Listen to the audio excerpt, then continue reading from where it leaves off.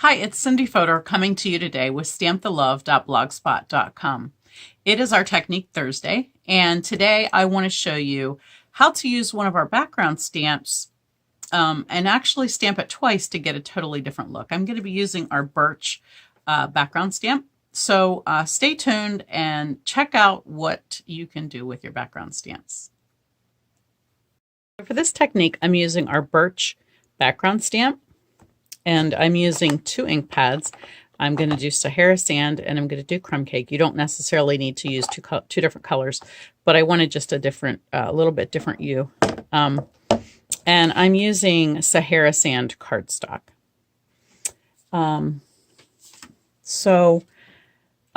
actually, when I use my background stamp, if it's for a fairly a card-sized piece of paper, I always leave it right in my case. So I don't need a background block to go on. It sticks, it's a cling background, so it will stay right in there. You can see I didn't clean it since I made my sample. I'm going to start with the lighter color, and I'm just going to ink up my whole background. And then I'll just lay my pre-cut card right on there. And I usually just cover it with a piece of scrap paper so that I don't have to get my hands messy while I rub over that to get the ink completely on the cardstock.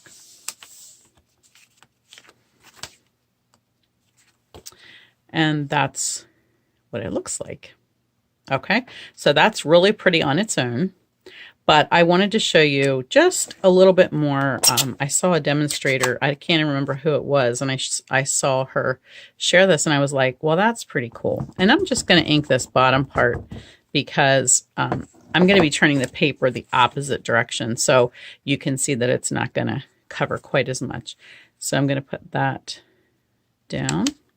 Once again, bring my scrap paper in here. And just try to make sure I'm rubbing all over the complete surface. And voila, now I have a crosshatch pattern. And you can come in here and do it again to finish up this piece. And I'm going to show you, I did that, but it's a little tricky to line up. So you can see here, I don't like it. I actually like this, just with the birch pattern there. So I'm going to leave that. I'll decide when I put the card together, I may cut this off and just use this piece here, or I might use the whole thing. So let me just show you the finished project, and it'll be a little surprise of which I did.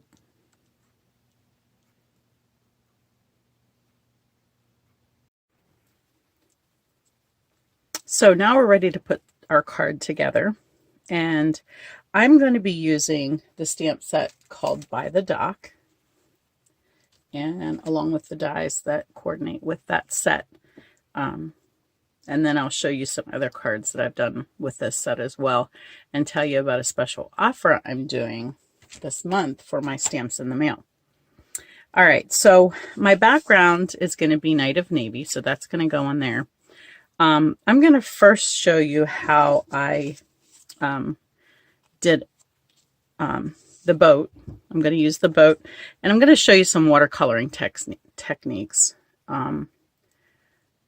This is how I do watercolor. So hopefully, you know, if you have your own technique, that's great. If it works for you. But if you struggle with watercolor, hopefully this will help. Now I'm using StazOn ink because I'm going to be watercoloring, and you can't use Memento because that will not be permanent if you add water. So I'm going to stamp this.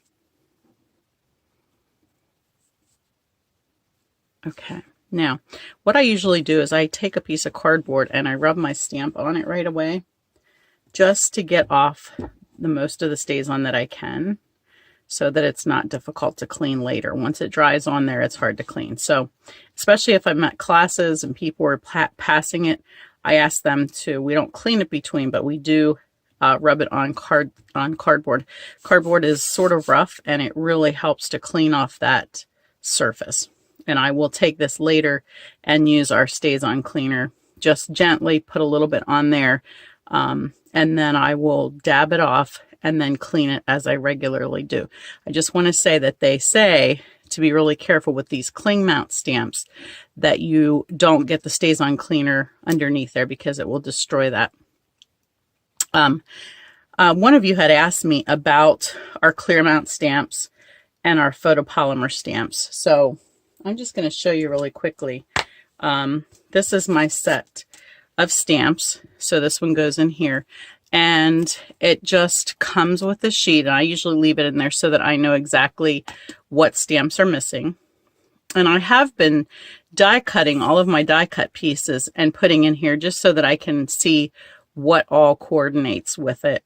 Because sometimes you forget about your dies, and it's good to see what I can cut out with this.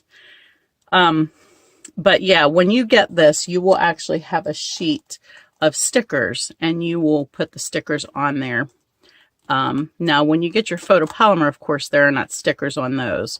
And so both of them, these cling, and the photopolymer clings as well, because it's acrylic to acrylic, and that sticks really well.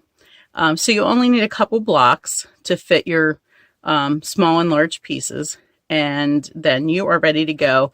And you clean them, stick them back in here, and they store in a nice small container. So much easier to store than our old wood blocks were. Much less weight as well if you're going to carry them around and stamp with friends. So hopefully that'll help give you a few ideas there. I will tell you about cleaning typically when I'm not stamping with StazOn. Excuse me. I like to use our purple chamois. Now these are cut. I cut them in half to fit in a smaller container so that I have more at my classes. But this one's wet. You can see the edges are getting a little bit dry there. But when you clean your stamps, and like I said, StazOn's not going to come off. But I just go like this, and the ink comes right off, and boom, it's ready to put away. I do occasionally use a clean Stampin' Mist and my regular cleaning pad to clean my rubber stamps, because that does help to condition those. But that rubber chamois, or that purple chamois, has been a lifesaver. Okay, so let's get to watercoloring. Done with that. I grabbed a couple of blues, a blue-green, and I brought in navy because I really wanted this to coordinate well with my background. So what you're going to do first is, with these newer pads, instead of squeezing the lid, you want to turn it around and squeeze from the back. The back gives a little bit more. And then I've got some ink right there that I can use. I'm going to go ahead and do that to all of them.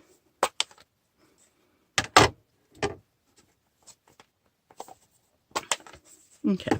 And if you end up at the end with a lot of water in your lids, you might want to just wipe it out with a tissue before you close it, just so you're not putting a bunch of water in the ink pad. Excuse me. Now I'm using our aqua painter. These are selling, I think they might be sold out already. We are getting some new, wow, I can't. Sorry, got a tickle tonight. I'm recording this at 1:30 in the morning, just because I needed to get it done. And it's nice and quiet. It really is. But yeah, I think I should have probably had a drink before I did this. Of water. I'm not talking about anything else. Okay, so anyways, back to aqua painters. We are getting some new water painters in the new catalog. I think they have 3 different size tips here. The ones we have now, I have 2 different sizes, and this is the longest one. If I'm coloring large spaces or want some background, I like the long one because that gives you some long strokes and you can really fill in a background. If you want a seascape or a skyscape or something like that. All right, I'm just going to get started here with my, I'm using Pool Party. And I'm just going to fill in here. You can see it's pretty wet. Got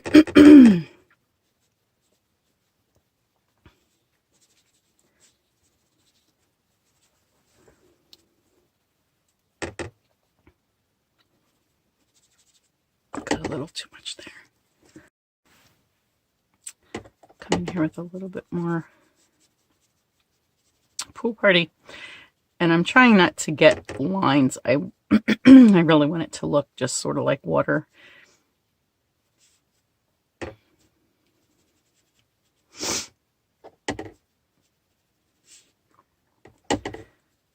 And I just sort of want a mixture of colors. Now, typically in watercoloring, if you want a different hue of colors, you would let this dry completely in between. Just because it's all water, I'm not too worried about that. So I'm going to just come in here now and add some navy while it's wet so that it can blend in a little bit.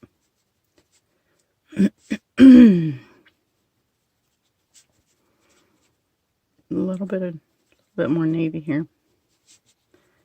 Okay, I think I like that. And then you just wipe off your brush in between.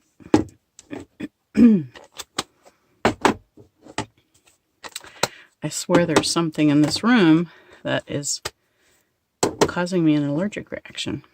Okay, now I'm ready to go to my soft suede for my boat.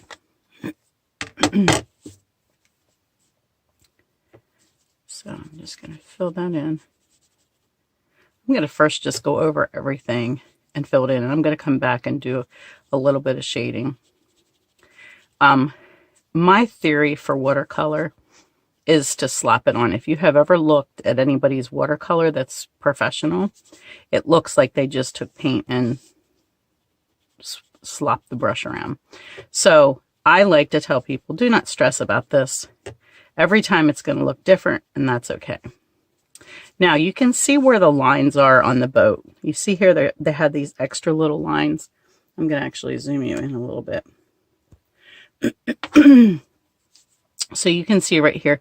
And when they do that on the stamp, they're actually telling you where you should have shading, where it should be a little bit darker. So I'm going to come in there and I'm going to add a little extra color where that is. Right here's some extra lines. So I'm just going to fill that in and just sort of let it bleed. Okay, do you see how it's now showing some personality? And I do want this top to just be a little darker, so I'm going to bring some color in there. I just love how forgiving this is. Okay, let me just bring a little extra color down here underneath the seats, and then I'm finished. Okay. All right, so hopefully you can see how simple that is. And that's a fun part, but I can't wait to show you the rest of the card. So let me close this. And all right, so I think I'm going to leave that focused in. I think maybe I better bring it back out so you can see the whole thing. Whoops, wrong way. Okay. All right, so let me go ahead and start layering this. This is Sahara Sand. I had stamped that for you earlier with the birch background stamp. And then I pulled a piece of designer paper from our, it's called Tasteful something, Tasteful Textures or something. They're just gorgeous. And I wanted to add that. That had a little bit of navy in it. And I thought that would really pull these colors together. What I'm doing is I'm putting it here where I only stamped this part way down because I don't want to see where that joins. I'm just covering that up a little bit with my designer paper. And then I'm going to just use a piece of brown on top of that just for a little bit of accent. Because I want to add this ribbon, or it's a burlap, and I think it's something that we had in the catalog, but I believe it has sold out. I just was checking that tonight before I got on the call. But for the sake of the class that I'm going to tell you about, I'm going to go ahead and show you what I did with this. Is that's okay. That's just a little bit too tidy for me. So I always take these things and see what else I can do with them. So I went in here and I grabbed a hold of one of the ends, and I just gave it a pull. And I came back in and got another one and gave it a pull.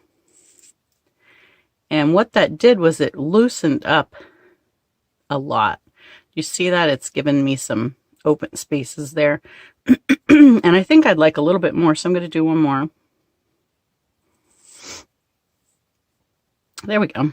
And now I can just sort of pull this apart a little bit and get a really cool look. That's going to look very nice. You see the difference? Isn't that cool? All right, I'm going to go ahead and put some adhesive down the center of this to stick this ribbon to.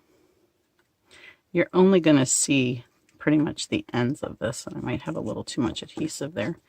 I don't think I have an adhesive eraser in here, but I'll fix it then.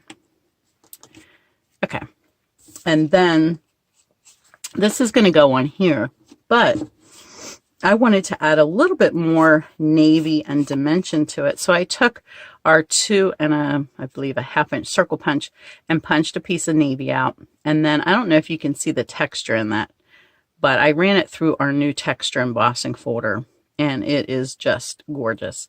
So I think it's going to take second place to our current subtle embossing folder, unless it surpasses it. I don't know. Really liking this a lot.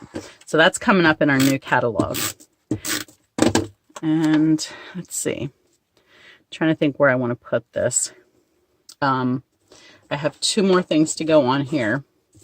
One is a little tag.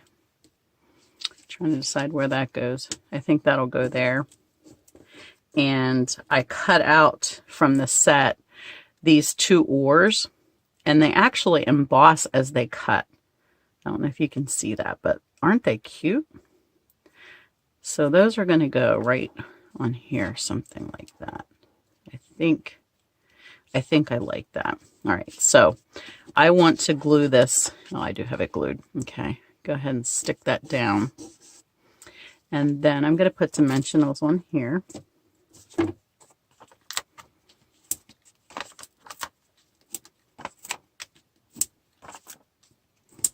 I'm going to put some extra ones because it has bent because of the water, and I want that to really hold down good. So I'll stick a few more than I typically would put on a... I need my take your pick tool to get these off of here. Okay. So that's going to go right there. And for these little guys, I just need a touch of green glue just to hold them together here.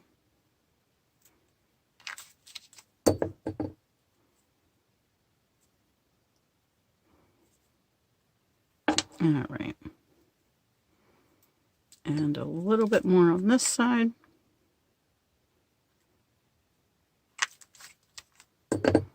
I think I want them to be just loose, so I'm gonna just tuck those on there like that. And then let's put some mini dimensionals on this tag. Oh, I like when they come off. The cover comes off before I even get it on the tag. And there we go. All finished. I think it looks awesome. Hopefully you do too. All right, so that's basically showing you 2 techniques, how to use your large background stamps both ways to create a crosshatch, and then how to watercolor, and it's 3, and then how to do the ribbon. Now, I would like to tell you quickly about my Stamps in the Mail class for May. I told you that I would be introducing that soon, and I just had to sit here tonight and get them done so that I could show those to you. So the stamps in the mail center around the Buy the Duck set that I told you about, that I'm showing you right now, and the dies. Now, maybe you have these already, and that's great.